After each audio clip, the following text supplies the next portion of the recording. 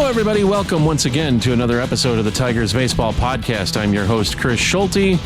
Let's get into it. And this episode recorded on Sunday, April 20th, 2025. Happy Easter to all.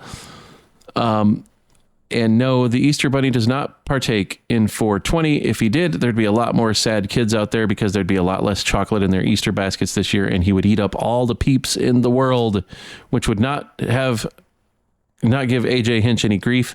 He was actually asked today about whether or not he likes Peeps. His direct answer was no. A lot of pluses about Easter, he said. That is not one of them. So there you go. AJ Hinch does not like Peeps. I don't either. AJ, I always knew you were smart. So let's go ahead and take a look at the injury report real quick. Parker Meadows is throwing. That's a good sign. He's been doing baseball activities as far as running is concerned. I think he's been able to swing a bat. He's basically right on schedule where he wants to be. He can't come off the 60-day injured list until May 26th anyway, so this really isn't a big deal. This actually is a good thing for him because it now means that once he gets into a little bit better shape, they can send him down, and once he completes a few tests, they can send him down to Toledo for a rehab assignment. It's going to take a while because he hasn't had more than 2 games of spring training before he went down, and he needs to ramp up again. So that's kind of, he's in the same boat that Matt Vierling is in. They both sort of fell by the wayside early and are going to need some work to get back into shape. Bo Brisky on the injured list for 15 days with a ankle injury. This was aggravated on Friday night.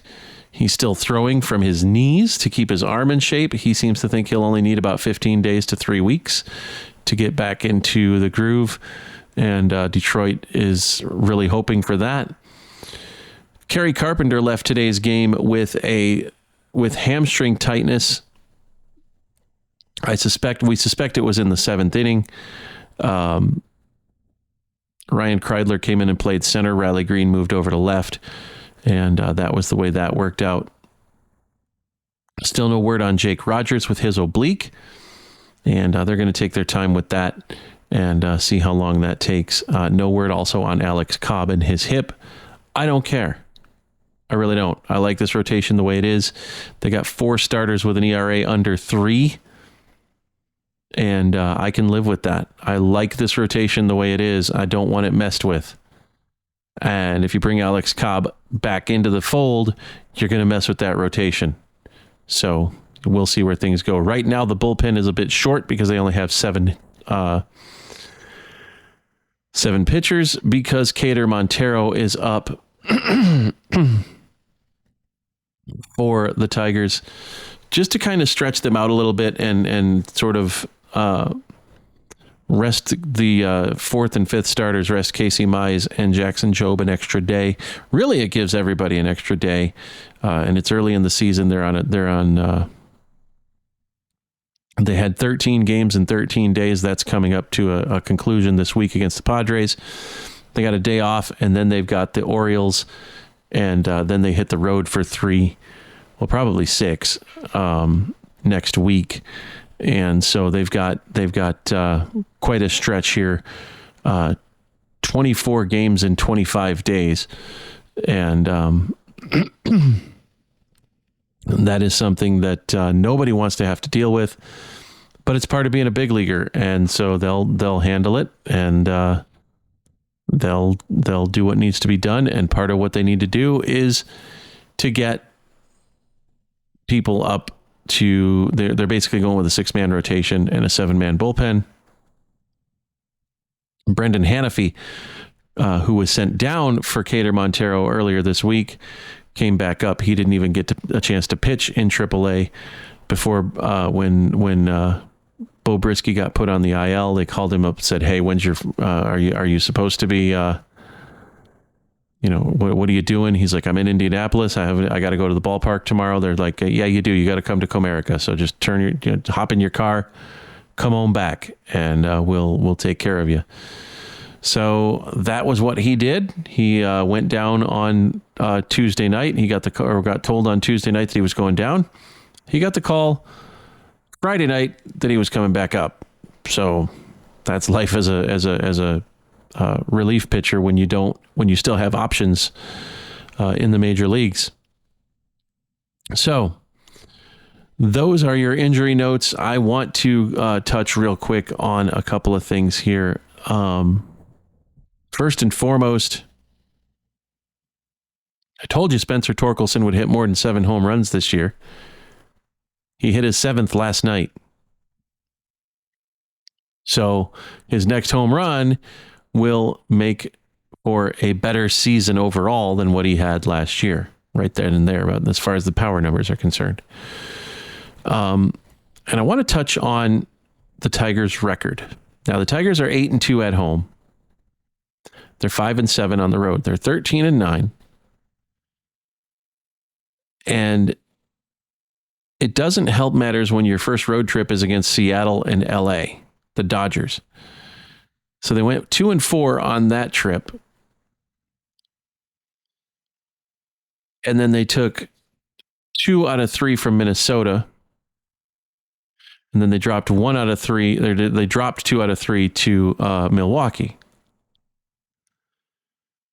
Now, I would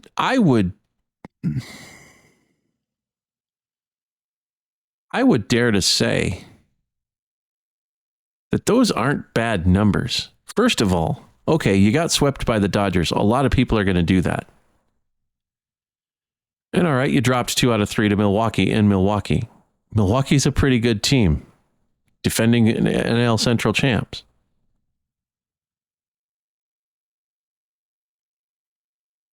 But you took 2 out of 3 from Seattle. And you took 2 out of 3 from Minnesota. The Minnesota series was big because that's the team that's direct competition for you. That's in the division. Now, people are going to say, oh, well, that 8-2 record at home is a little bit inflated because 3 of those games were against the White Sox. Okay, that's fine.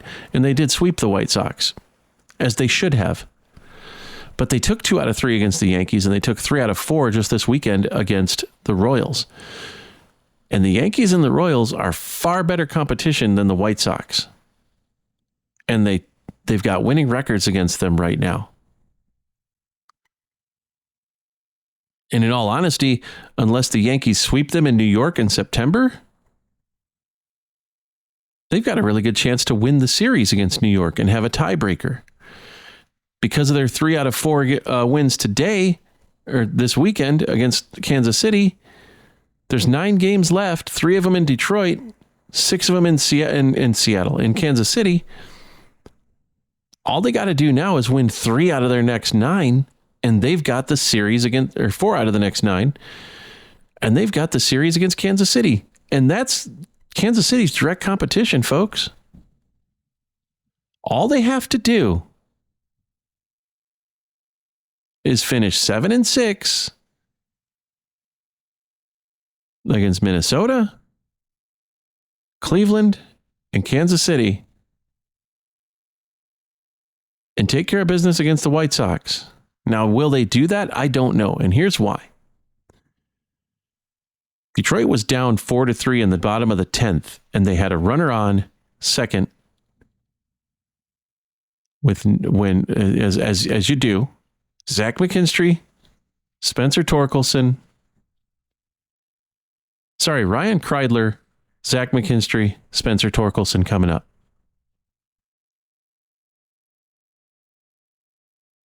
Kreidler gets on base. So you got first and second, nobody out. McKinstry strikes out. First and second, 1 out. Torkelson has a chance to tie this game up, if not win it, in the bottom of the 10th. He can play long ball. He's been doing it all year.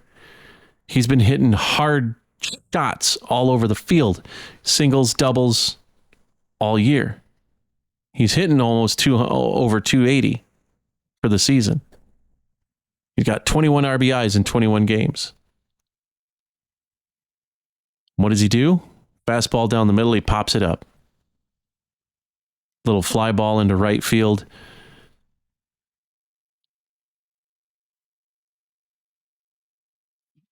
Kreidler gets to third. But now there's 2 out.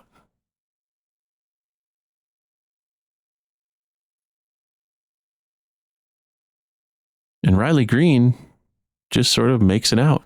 He hits this little lazy ground ball thing, and that's it. It's all done. It's over.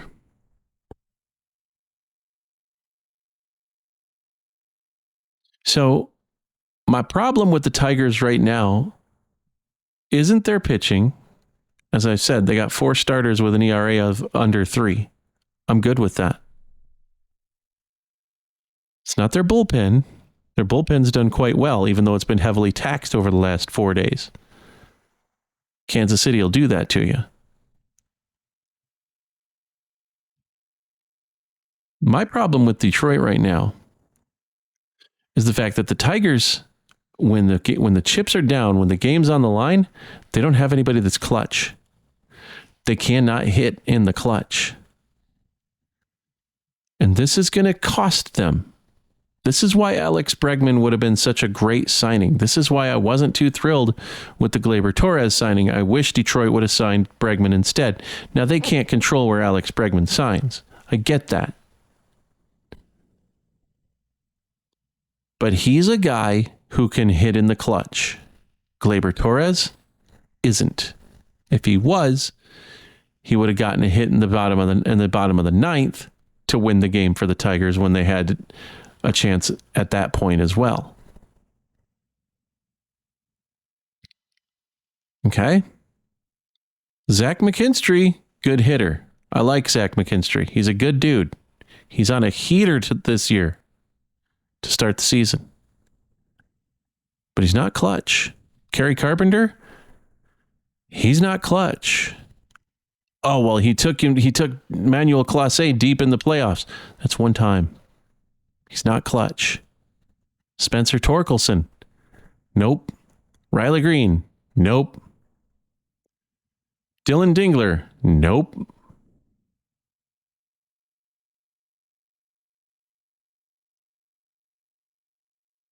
Jake Rogers. Nope.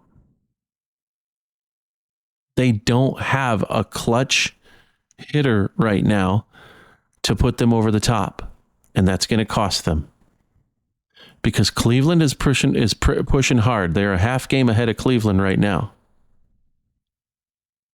for the division lead. And they did lead the division early last year as well. Is this team a playoff team? They have the potential to do that. I don't see them going on a run this year like they did last year. They probably won't need to. But what they will need to do is figure out a way to come through in the clutch, and they haven't done that yet.